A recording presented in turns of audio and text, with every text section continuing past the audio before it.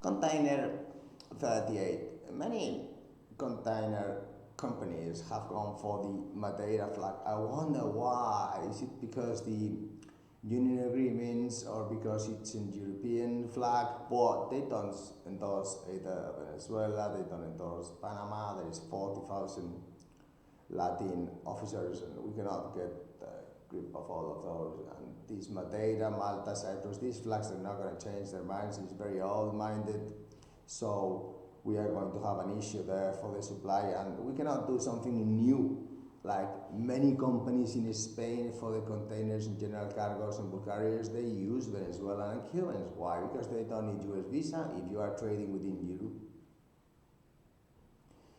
Two, some are even thinking, why do I need English? Sí, buenos días, habla español, sí, muy bien. Therefore, it's no problem to have a Spanish language, some companies do. Why? Because it's about 26% more competitive. Why? Because if you want to put more constraints and more constraints and more constraints, then you can really make it very expensive, yes, but we are very intelligent about doing it very expensive, or are we not?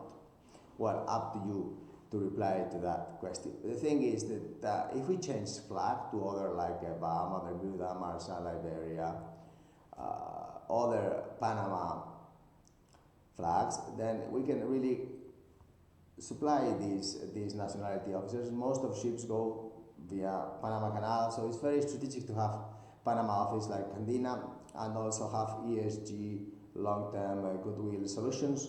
So please contact us, because we know that it's going to be dollar because euro is going to go up.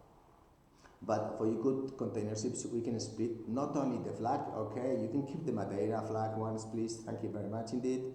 But let's focus those Liberia, Marshall, Panama, Bahama, Bermuda, and so on, and Liberia. So we can focus those ships, let's say about 100 ships for today.